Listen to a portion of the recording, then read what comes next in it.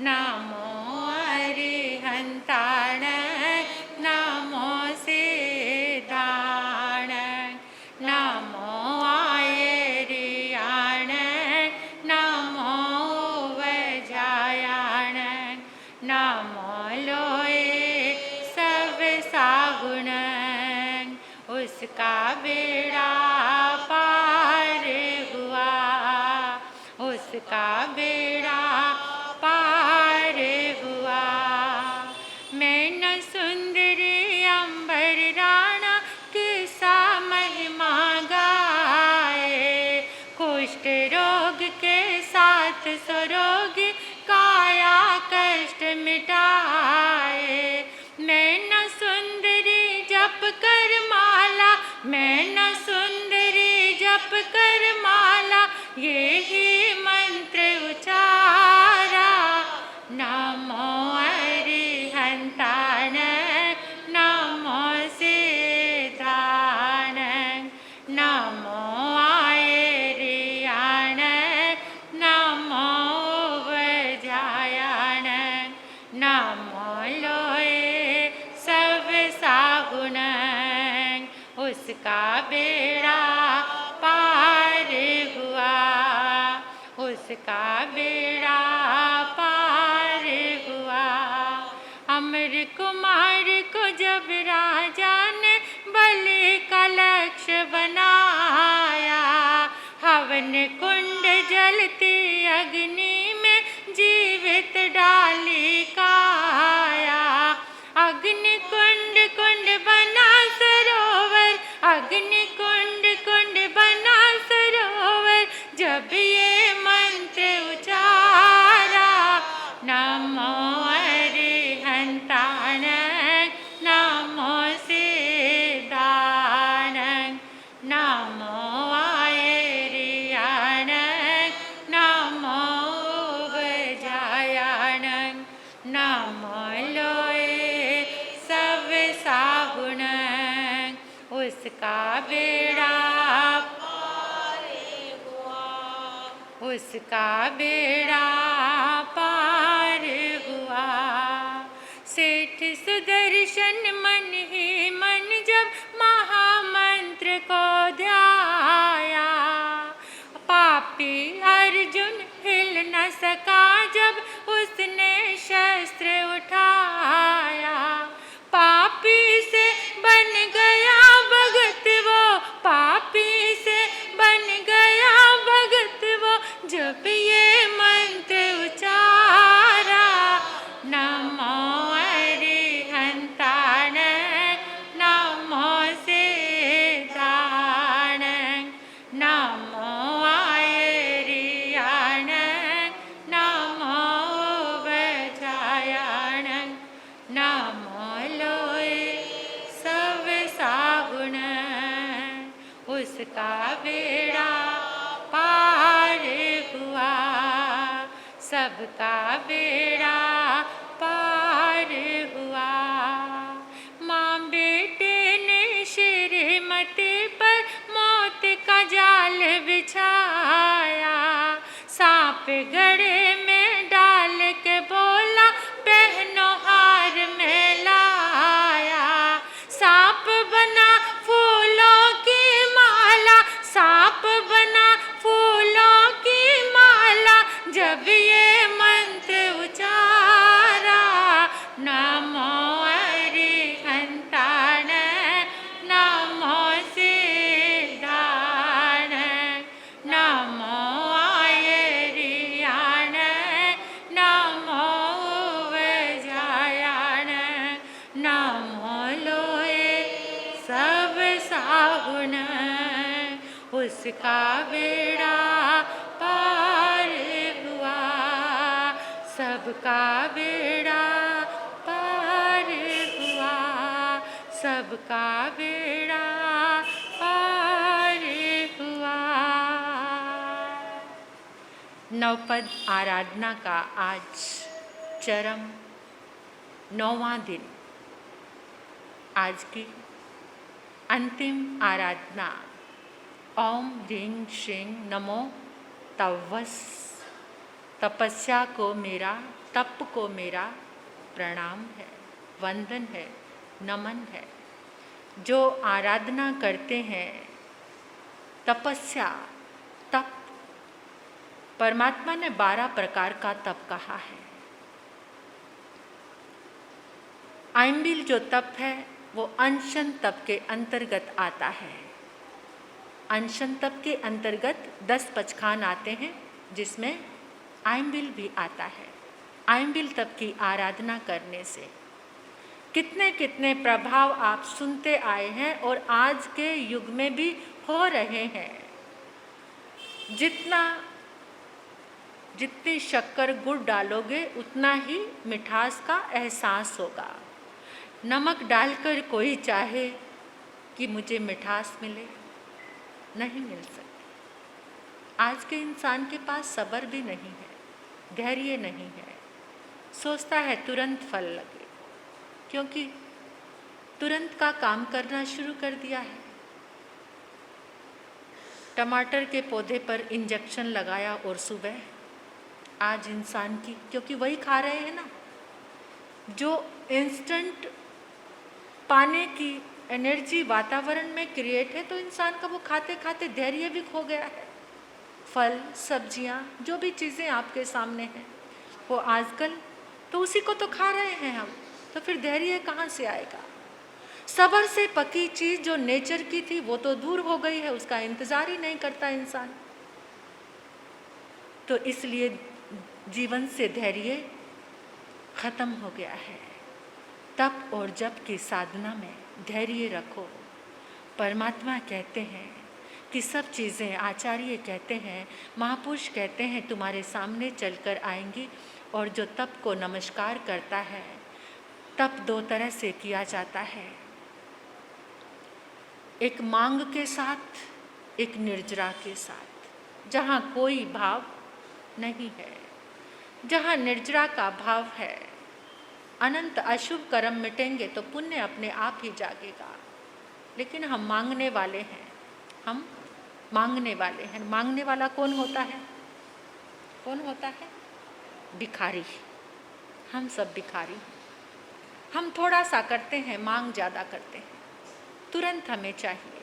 बहुत कम लोग रह गए हैं दुनिया में जो निर्जरा का भाव लेकर के कि मुझे तपस्या करनी है, मेरा परम पुण्य उदय में आया है। लेकिन आज क्या करें, इंसान को सब चाहिए। बस ये बात कह देते हैं कि ये काम तुम कर लो, तुरंत फल तुम्हें मिल जाएगा, मनवांछित इच्छा मिल जाएगी, तो सब करने को तैयार करते हैं। कर्मों की निर्जरा किसने देखी? उससे परेशान नहीं है हम किससे परेशान? वो सब कर्म से जुड़ा हुआ, जो दुख दर्द मिल रहा है हमें, वो सब कर्म से ही तो जुड़ा है। जो कुछ ऐसे वियोग आ रहे हैं, कुछ ऐसे संयोग, बुरी चीज़ों का संयोग भी दुखदायी है और इष्ट चीज़ों का वियोग भी दुखदायी है। जो अच्छी चीज़ है उनका वियोग हो गया, वो भी दर्द देता है, बुरी चीज़ों का संयोग मिल गया, वो भी दर्द देता है। लेकिन उसके पीछे क्या भाव रखें, क्या भाव होना चाहिए? आज निर्जरा का भाव हट रहा है, बाकी मांगने का भाव बढ़ता जा रहा है। चारों तरफ मांग ही मांग है। तो ये श्रीपाल और मैना सुंदरी का महान चरित्र आज हम इसकी संपूर्ति करेंगे। जो इसके साक्षी बने हैं अंतिम दिवस के, वो परम पुण्यशाली हैं। तो कल तक आपने सुना था। हाँ, आज की आराधना के विषय में बता देती हूँ कि आज की जो आराधना है, ओम ह्रीं श्रीं नमो तव्वस की आज जो विधि के साथ करते हैं उनको 50 माला करनी है। ओम ह्रीं श्रीं नमो तव्वस 50 माला, 50 ही तिकुतों के पाठ से वंदन, 50 लोगस का ध्यान, 50 नमोथुणं की आराधना। और जो खुले रूप में कर रहे हैं उनके लिए वैसे ही 21 माला की वो सब आराधना है। और आज का जो धान्य है खाने का वो भी वाइट ही है, यानी सफ़ेद रंग। हमारे अंदर सफ़ेदी की अधिकता बढ़े, तो जिसके कारण जो तप का अनुमोदन करेगा, जो तप की आराधना करेगा, जो तपस्वी के गुणगान करेगा, जिनके अंग हर क्रिया में तप हो, ऐसे अरिहंत भगवान जिनकी हर क्रिया के साथ तप का जागरण हो, ऐसे आचार्य उपाध्याय साधु साध्वी जिनकी हर क्रिया में तप हो रहा है, ऐसे परम तपस्वी का गुणगान करना, उनको नमन करना, तपस्वी को नमन करना हमारे तप की अंतराय को तोड़ने वाला है। इससे हमारे जीवन में तप आएगा। श्रीपाल और मैना सुंदरी का चरित्र सुनने से भी हमारे जीवन में तप की आराधना होगी। क्योंकि वो परम नवपद की आराधना करने वाले परम तपस्वी थे। कल तक आपने सुना था कि शिवपाल को माता की याद आई, मैना की याद आई और वचन निभाने का समय भी नज़दीक आया। तो वो इतने राजाओं का दामाद था। कुछ राजा ऐसे थे जिनके यहाँ पर पुत्र नहीं था, तो सारा का सारा लाम लश्कर, इतने विशाल सेना, दास दासियाँ, हाथी घोड़े, हीरे जवाहरात, सारा का सारा वो अपना इतना बड़ा काफिला लेकर, सैन्य शक्ति लेकर, हाथी घोड़े रथ, शिवपाल आ रहा है और उसने उज्जैनी नगरी के बाहर आकर डेरा अपना डाल दिया। तो उधर से एक दूत ने जाकर संदेश दिया कि महाराज पता नहीं कौन सा चक्रवर्ती आ गया। पुण्यपाल राजा को कहा कि कौन सा चक्रवर्ती राजा आ गया है जिसने उज्जैनी नगरी को चारों तरफ से घेर लिया है। राजा भी थोड़ा चिंतित हुआ। रात्रि का समय था, 7वां सप्तम का दिन था। अष्टमी को शिवपाल को मैना सुंदरी के पास जाना था, तो अपनी पत्नियों से कहने लगा कि मैं रात्रि में जाकर, क्योंकि हार था उसके पास, हार का प्रभाव था कि रात्रि में मैं जाकर देखना चाहता हूँ माता और मैना कैसी हैं। तो हार के प्रभाव से वो महल के बाहर जाकर, उनके कक्ष के बाहर जाकर खड़ा हो गया। 12 वर्ष की वो बीतने के बाद, वो सप्तमी का दिन था। कमल प्रभा अपनी बहू मैना से कह रही थी, बेटा पता नहीं कैसा संकट आ गया है, सुना है उज्जैनी नगरी को किसी चक्रवर्ती शत्रु राजा ने घेर लिया है। अब क्या होगा, मेरा बेटा भी यहीं पर यहाँ नहीं है, कभी ऐसे ही हम मर ना जाएं बेटे का मुख देखे बिना। मैना सुंदरी कहती, माँ आर्त ध्यान मत करो, मुझे नवपद आराधना पर पूरा विश्वास है, कुछ भी अनिष्ट नहीं होगा। आपके पुत्र जो उन्होंने मुझे वचन दिया है उसमें जरूर आएंगे, आप चिंता को चित्त से निकाल दो। और माँ मुझे ऐसा लगता है कि आज ही उनके दर्शन हो जाएंगे, क्योंकि जो हमारे अंग फड़कते हैं ना दायां और बायां, तो स्त्री का जो वाम यानी लेफ्ट साइड के जो अंग में फड़कन होती है तो वो शुभ माना जाता है। तो मैना सुंदरी ने कहा, और पुरुष के राइट साइड में राइट आंख अगर वो फड़कती, आंख फड़कती समझते हो ना, कोई भी अंग फड़कता है, जैसे आंख है, कंधा है, हाथ है, इधर मतलब पाँव है, ये फड़कते हैं। तो उसमें उसके शुभ और अशुभ शकुन ऐसे ज्योतिष विज्ञान से स्वपन शास्त्र के साथ वो जुड़े हुए हैं। तो उन्होंने मैना सुंदरी ने कहा, माँ मेरी तो बाईं आंख फड़क रही है, शुभ संदेश है, मुझे लगता है कि स्वामी आज ही दर्शन दे देंगे। अभी वो इतनी ही बात कर रही है और शिवपाल सुन रहा है। उसी समय मैना से उसकी सास ने कहा, बेटा तेरे मुंह में अमृत बरसे, तू ऐसा शब्द बोल रही है, अभी तो कोई खत नहीं, कोई चिट्ठी नहीं, कोई संदेश नहीं, लेकिन मुझे तेरे वचनों पे बड़ा विश्वास है। तो उसी समय जब माँ ने ऐसे शब्द बोले, एकदम शिवपाल ने द्वार खटखटा दिया। जैसे ही द्वार खोला, माँ मैं आ गया, मैना मैं आ गया, ऐसे कह के शिवपाल एकदम माता के चरणों में झुक गया। आपस में थोड़ी बात की और उसी समय शिवपाल मैना सुंदरी को और अपनी माँ को लेकर, जहाँ पर उसका डेरा डाला हुआ था हार के प्रभाव से, उनको लेकर वहाँ पर आ गया। अब आकर शिवपाल ने मैना सुंदरी को कहा, मैना तेरे पिता को कैसे बुलाया जाए। मैना ने कहा कि दूत को भेजो और कहो कि ऐसे ऐसे राजा का, चक्रवर्ती राजा का आगमन हुआ है, या तो कंधे पे कुल्हाड़ी रखकर आ जाओ। हारा हुआ व्यक्ति क्या करता है, कंधे पे कुल्हाड़ी रखकर आता है, और या फिर आप तैयार हो जाओ मुकाबला करने के लिए। तो शिवपाल ने कहा, हाँ ये बात ठीक है। तो वहाँ पर जो दूत था वो राजा पुण्यपाल के पास गया। जैसे ही पुण्यपाल राजा ने सुना, आखिर तो क्षत्रिय था, जैसे ही कुल्हाड़ा रखने के लिए गया वो तो बिखर पड़ा। मैं क्षत्रिय किसी के लिए अपना मस्तक झुकाऊं? कभी नहीं, जब तक मेरे शरीर में प्राण है तब तक मैं झुकने वाला नहीं हूँ। उसी समय दूत ने कहा, आप जानते नहीं वो कैसा राजा आया है, अरे चारों तरफ से उज्जैनी को घेरा हुआ है, अगर आप ऐसा नहीं करोगे तो पूरी नगरी को खतरे में डालोगे। इससे अच्छा है कि आप कंधे पर कुल्हाड़ी रख के उसके सामने चलो, तो उसको समझ आ गई। जैसे ही वो कंधे पर कुल्हाड़ी रखकर आया, श्रीपाल को कहाँ बर्दाश्त था। श्रीपाल ने देखा मेरे पिता के समान मेरा ससुर कंधे पर कुल्हाड़ी रखकर आ रहा है। उसी समय एकदम दौड़ा भागा, अपना मुकुट उठाया, कंधे से कुल्हाड़ी उतार कर एक तरफ फेंकी, अपना जो मुकुट था उनके सिर पर रखा और उनको सिंहासन पर बिठा दिया। उनके चरण दबाने लगा, सिंहासन पर बैठाया। राजा ने अपनी बेटी को और दामाद को पहचान लिया और कर्म की लीला देखकर हैरान हो गया। कर्म की लीला, पुण्य का बल कितना विचित्र है। कोड़ी था, कोड़ी ढूंढा था और आज वो इतना बड़ा राजा बन गया।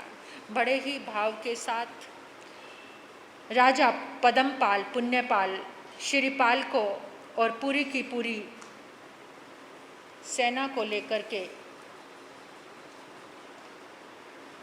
उज्जैनी नगरी में आगमन हुआ। राजा ने श्रीपाल को सिंहासन पर बैठाया। तो खुशी के वातावरण में हमेशा एक काम, आपकी जब खुशी मनाते हैं, कोई पार्टी होती है तो वहाँ कुछ म्यूजिक चलता है। आज रविवार है, थोड़े 5-10 मिनट ऊपर हो जाएं तो कोई माइंड मत करना। आप इस चरित्र को श्रद्धा भक्ति धैर्य के साथ सुनना, बहुत शीघ्रता में पूर्ण हो जाएगा। तो वहाँ पर एक नट मंडली थी। श्रीपाल को दहेज में एक मदन सेना का जिस समय विवाह हुआ था तो राजा ने एक नट मंडली श्रीपाल को भेंट में यानी दहेज में दी थी।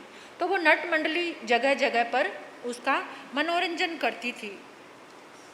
तो उस समय भी श्रीपाल ने कहा, इस खुशी के वातावरण में आज मिलन हुआ है, मैं इतने 12 वर्ष के बाद अपने ससुराल में पहुंचा हूं, तो पूरे दरबार में एक नाटिका हो जाए।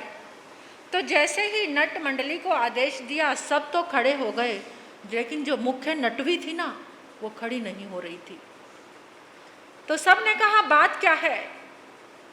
उसको खड़ा होने के लिए जब कहा, वो खड़ी तो हुई, लेकिन रोकर उसने 2 लाइनें बोली।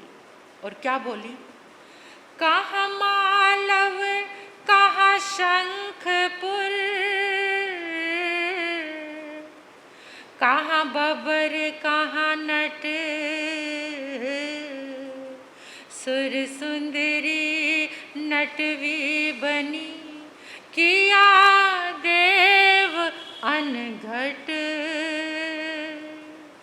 एकदम रोते हुए उसने ये दोहा बोला। कहाँ मालव, कहाँ तो ये मालव नगरी उज्जैनी, कहाँ शंखपुर का राज्य और कहाँ बब्बर देश का राजा। सुर सुंदरी उसी राजा की पुत्री थी, वो खड़ी हुई जब, जो मैना सुंदरी की बहन।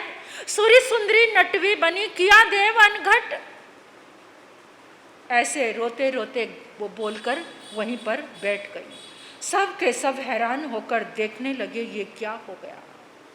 उसी समय उसकी माँ एकदम खड़ी हुई, जाकर अपनी बेटी को गले से चिपका लिया और माँ भी जोर जोर से रोने लगी। मैना सुंदरी गई, मैना सुंदरी ने भी हाथ पकड़ा। क्या हुआ? इतना वैभव के साथ शंखपुर के राजा के साथ विवाह किया था, क्या हुआ?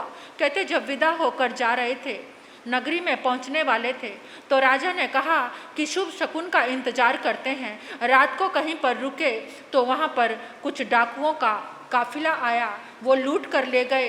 राजा तो डर के मारे वहीं से, जो राजकुमार था वो भाग गया और मैं भी भागने लगी, लेकिन उन डाकुओं ने मुझे पकड़ लिया। पकड़कर मुझे नेपाल देश में बेचा, नेपाल देश से बेचा, वहाँ से मुझे किसी वेश्या ने खरीदा। वेश्या ने जब खरीदा तो वहाँ से फिर उसकी एक मंडली थी नृत्य करने वाली, फिर मुझे मेरा नृत्य देख करके राजा ने मुझे, बब्बर देश के राजा ने खरीद लिया। जिस समय मदन सेना का विवाह हुआ, मुझे दहेज में दे दिया और उसी समय से मैं अपने जीजा के सामने नृत्य कर रही हूँ। मैना की सबकी आंखों में आंसू आ गए।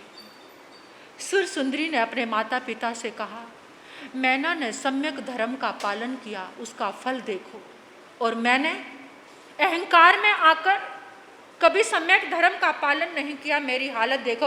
उसी समय श्रीपाल ने अपने साड़ू को ढूंढवाने के लिए सैनिकों को भेजा, अरिदमन को बुलाया, उसको एक राज्य दिया और उसको अच्छी तरह से उसने भी शुद्ध सम्यक्तु को स्वीकार किया और इस तरह से सुर सुंदरी को बहुत कुछ देकर वहाँ से वापस वही सम्मान दिया।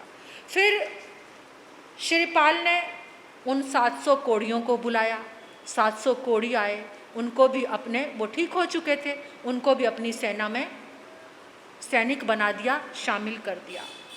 और फिर वहाँ से जो चंपा नगरी यानी उसका पैतृक जो राज्य था, वहाँ से जो मंत्री जिसने छोटे बच्चे को और रानी को बाहर निकाला था, उस मंत्री को बुलाया और उसने आकर कहा, अब तो इतने बड़े राजा बने हो, अब अपना राज्य वापस लेने का समय आ गया है, अपना राज्य वापस लो। तो उसने दूत के हाथ अपने चाचा वीर दमन को एक संदेश भिजवाया कि चाचा श्री, जिस बच्चे श्रीपाल को आपने कला सिखाने के लिए भेजा था, वो कला में पारंगत होकर वापस आ गया है और वो सयाना हो गया है, अब उसे उसका राज्य चाहिए। वैसे भी आप तो अब वृद्धा अवस्था में हैं, आपको तो सोचने की समझने की तुम्हारी तो शक्ति जा चुकी है। जैसे ही उसने दूत ने कहा और वीर दमन कहने लगा, मैं नहीं मानता उसको राजा, कौन कहाँ का राजा, इस तरह से मैं चंपा नगरी का राज्य देने वाला नहीं हूँ, जाकर बोल दो अभी मेरी भुजाओं में बहुत बल है, मेरे पास अपार सेना है। तो दूत ने जाकर श्रीपाल को वैसा ही बताया। वहाँ दोनों के बीच में घमासान युद्ध हुआ, इतना युद्ध, 700 सैनिकों ने वीर दमन को बंदी बना लिया। जिस समय उसको बंदी बनाया, बंदी बने बने वो सोच रहा है। जिस समय चाचा को बंदी बने देखा, श्रीपाल ने सोचा, है तो मेरा चाचा पिता के समान, बड़ा करुणाशील था वो, उसका विजन ही कुछ अलग तरह का था, कभी दुश्मनी का भाव तो मन में बंदे के आता ही नहीं था। उसने अपने चाचा के बंधन खोले, क्षमा मांगी। जैसे ही उसने क्षमा मांगी, वीर दमन का हृदय बदल गया। मैंने ये क्या अनर्थ कर दिया, मैं तो बूढ़ा हो चला था, मैंने इतना वो चरम शरीरी जीव है, जो वीर दमन है वो चरम शरीरी जीव है। एकदम उसका देखो, इतना कुछ करने के बाद उसका भाव बदला और उसी समय धिक्कारा, मैंने कितना बड़ा पाप कर दिया, खून की नदियां बहा दी, इतने लोगों को मरवा दिया, कितनी माताओं को पुत्र विहीन किया, कितनी देवियों का श्रृंगार, यानी अपने आप को धिक्कारने लगा। और धिक्कारते धिक्कारते अब मैं इस पाप में जीवन को पुण्यशाली बनाना चाहता हूँ। और उसने जैन भागवती दीक्षा अंगीकार कर ली, वो अनगार बन गया। तो उधर श्रीपाल का राज्याभिषेक हो गया चंपापुरी में। उसने क्या क्या कार्य किया। वीर दमन का जो पुत्र था उसका नाम था गजगति, उसको भी वो सर्व कला से संपन्न था, उसको कुल के पाठ पर बिठाया। और जो कौशंबी नगर धवल सेठ का पुत्र था उसको भी अपने चंपापुरी में बुलाया और उसको नगर सेठ बना दिया। इस तरह से एक दिन उसको संदेश मिलता है श्रीपाल को कि वीर दमन मुनि को अवधि ज्ञान हो गया। अवधि ज्ञान का सुना और वो चंपा में अपने शिष्यों के साथ पधारे हैं चंपापुरी नगरी में। एकदम श्रीपाल सब कुछ छोड़कर अपने रानियों को लेकर, अपने बच्चों को, युवराजों को लेकर के, और वो मुनि के दर्शन करने के लिए गया। जब मुनि के दर्शन किए, मुनि की अमृतमयी वाणी सुनी, तो श्रीपाल के मन में एक जिज्ञासा आई कि प्रभु, मैं एक बात जानना चाहता हूँ, मैंने ऐसा कौन सा पाप किया था जो मुझे कोढ़ का रोग हुआ। तो उस समय कहते कोढ़ का रोग हुआ, समुद्र में गिरा, बच गया, कभी शूली पे लटकाया गया, वहाँ से भी बच गया, मतलब ये क्या कारण था। तो वीर दमन मुनि कहने लगे कि हे राजन, भरत क्षेत्र में हिरण्यपुर नगर में श्रीकांत नाम का एक राजा रहता था।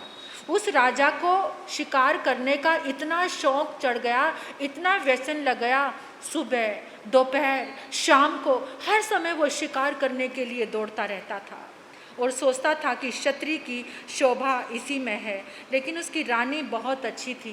वो रानी हमेशा समझाती थी कि जो क्षत्रिय होता है वो प्राणों की रक्षा करता है, किसी के प्राण नहीं लेता। आप हर समय जीवों को मारते हो, ये अच्छा नहीं। एक दिन वही श्रीकांत राजा अपने 700 लोगों के साथ, 700 सैनिकों के साथ जंगल में शिकार खेलने गया। वहाँ एक मुनि ध्यान में बैठे थे। मुनि को कोढ़ का रोग हो गया था। तो वो शहर को छोड़कर अपने जंगलों में आ गए थे और वहाँ पर वो ध्यान लगाकर बैठे थे। तो श्रीपाल आया और जाकर कहने लगा, ए कोढ़ी, क्या पूरे जंगल को दूषित कर दिया है? कोढ़ का रोग हो गया और यहाँ बैठा हुआ है, कहीं और ठिकाना नहीं मिला? तुझे पता नहीं मैं यहाँ पर शिकार करने के लिए आता हूँ? जो 700 सैनिक थे साथ में, वो भी मुनि को कोढ़ी कोढ़ी कहने लगे। मुनि तो क्षमा के सागर थे। तो इस तरह से वो वापस आया। एक दिन शिकार करने के लिए गया, नदी के किनारे बैठकर एक मुनि ध्यान कर रहे थे। पता नहीं क्या सूझा, खेल खेल में मुनि को उठाया और नदी में डुबो दिया। जैसे ही नदी में डुबोया, एकदम ख्याल आई गलत कर दिया मैंने, तुरंत बाहर निकाल दिया। को सारी बात बताई। रानी ने उसकी बहुत आलोचना कराई कि आप ये दुष्ट भावनाएं आपके साथ, मुनि के साथ भी आपने ऐसा किया। उसने पश्चाताप किया कि आगे से कभी ऐसा नहीं करूँगा। और एक बार गवाक्ष में बैठा हुआ था वही राजा, एक मुनि गोचरी को जा रहे थे, सिपाहियों को कहा कि जाओ उस मुनि को मार डालो। बिना बात ही, पता नहीं क्या होता था उसको, कौन सा कीड़ा उसके अंदर उठता था, तो बिना बात से ही तो उस मुनि को कह दिया कि जाओ, सैनिकों को जाओ उसे मार डालो। जब रानी को पता चला, रानी ने इतना फटकारा, दुदकारा, उसी समय क्षमा मांगी और मुनि को वापस जाकर बचा लिया। तो वो कह रहे हैं वीर दमन मुनि कि हे राजन, वो जो श्रीकांत नाम का राजा था वो तुम ही थे। और उस श्रीकांत राजा जो एक पड़ोसी राजा और था, एक बार उन दोनों के बीच में श्रीपाल यानी जो श्रीकांत नाम का राजा था, उसने पड़ोसी राजा के ऊपर आक्रमण कर दिया था। आक्रमण कर दिया, उसकी लुटाई की, उसके राज्य को लूटकर अपने राज्य में ले लिया और राजा को बंदी बना लिया था। इस तरह से उसको बहुत त्रास दिया था। तो लेकिन समय पे जब रानी ने समझाया तो वो समझ गया और अंतिम समय उसने आलोचना की। रानी ने मुनि का संग भी कराया था और फिर उसको नमोकार महामंत्र नवपद की आराधना भी मिली थी। तो हे राजन, तुम ही श्रीकांत राजा थे और जिस सिंह रथ नाम के राजा को तुमने लूटा था, वो राजा जिस पर चढ़ाई की थी वो मैं था, वो जीव मैं था। तुमने मेरे राज्य को लूटा था तो मैंने तुम्हारा राज्य ले लिया। तुमने मुझे बंदी बनाया था, मैंने तुम्हें राज्य से ही निकाला, मेरे कारण से निकाला मिला तुम्हें। और तुमने जिस मुनि को कोढ़ी कहा तो तुम्हें और तुम्हारे 700 लोगों को कोढ़ का रोग हुआ। और तुमने मुनि को नदी में डुबाया तो तुम्हें समुद्र में गिरना पड़ा। लेकिन तुम बच गए क्योंकि तुमने मुनि को उसी समय बचा लिया था। और फिर तुमने मुनि को मारने का हुक्म दिया तो तुम्हें भी राजा ने सूली पर चढ़ाने का संदेश दे दिया था, लेकिन तुम बचते चले गए क्योंकि तुम बुरा काम करने के बाद अच्छा काम कर देते थे, उसकी आलोचना कर देते थे, तो इसलिए तुम्हें ये सब कुछ मिला। लेकिन जो रानी तुम्हें बार बार समझाती थी वही रानी यहाँ पर आकर तुम्हारी पत्नी मैना सुंदरी बनी। पहले भी उसने धर्म में लगाया था और अभी भी धर्म में लगाया। और जिन रानियों से तुम्हारी शादी हुई, ये भी पहले पूर्व जन्म में भी तुम्हारी रानियां ही थी। तो वही सब जीव आकर यहाँ संजोग से तुम्हें मिले हैं। और सिंह राजा उसका जीव मैं हूँ। पूर्व भव ने तुमने मेरे साथ जो किया था वो मैंने किया। श्रीपाल ने सुना और श्रीपाल चरणों में झुककर कहने लगा, गुरुदेव अब मुझे असली धर्म समझाओ। मुनि ने कहा, श्रीपाल तुम्हारा अभी भोगावली कर्म उदय में, क्योंकि अवधि ज्ञानी मुनि थे, सब देख रहे थे, जान रहे थे, तुम्हारा अभी भोगावली कर्म का उदय है। तुम साधु नहीं बन सकते, लेकिन तुम श्रावक धर्म अंगीकार करो। श्रावक के 12 व्रत दिए। इस तरह से श्रीपाल 12 व्रतधारी श्रावक बन गया। और वो वीर दमन अंगार कह रहे हैं कि श्रावक धर्म की पालना करते करते, नवपद की आराधना करते करते तुम यहाँ से मर के 9वें कल्प में तुम्हारा जन्म होगा और अनुक्रम से तुम 9 भव करोगे। 9 भव के बाद तुम मोक्ष में चले जाओगे। 9 भव में 4 भव तुम्हारे देव के होंगे और 5 भव मनुष्य के करोगे और फिर तुम मोक्ष में चले जाओगे। जितने लोग सुन रहे थे सारे हर्ष से झूम उठे, श्रीपाल की जय जयकार करने लगे। श्रीपाल भी खड़ा होकर अपनी भुजाएं उठाकर एकदम मुनि को प्रणाम उठ बैठकर करने लगा और कहने लगा, धन्य आपकी वाणी, आज मेरा रोम रोम खिल गया। मुनि वीर दमन तो अन्यत्र विहार कर गए और उधर श्रीपाल और मैना सुंदरी से एक जो उनको संतान उत्पन्न हुई थी, श्रीपाल ने उसको, त्रिभुवन था उसका नाम मैना सुंदरी के बेटे का, तो त्रिभुवन पाल को उन्होंने राज्य सिंहासन पर बिठाया और श्रीपाल सब कार्यों से निवृत्त होकर अपने श्रावक धर्म का पालन करने लगा। और श्रावक धर्म का पालन करते करते नवपद की आराधना और आइम्बिल तप उनके जीवन में समाया हुआ था। इसी आराधना और साधना में अंतिम समय संथारा संलेखना करके श्रीपाल अपनी देहातीत होकर 9वें कल्प में जाकर उन्होंने जन्म लिया, वहाँ देव बने। अब वो इतने भव करने के बाद फिर मोक्ष धाम को पधारेंगे। ऐसे परम पुण्यवान जीव का, मैना सुंदरी का आपने ये महान चरित्र सुना। तो इस चरित्र को श्रवण करते हुए और कहते हुए अगर मन से, वचन से, काया से कोई दोष लगा हो, कोई शंका का भाव आपके मन में भी आया हो, तो हम बारंबार उसके लिए आलोचना करते हैं, मिच्छामि दुक्कडम करते हैं। हमारे जीवन में भी श्रीपाल और मैना सुंदरी जैसे गुण, धर्म की श्रद्धा आए, नवपद की श्रद्धा आए। बोलिए श्रीपाल मैना सुंदरी की, बोलो बोलिए श्रावक श्रीपाल की, महासती मैना सुंदरी की।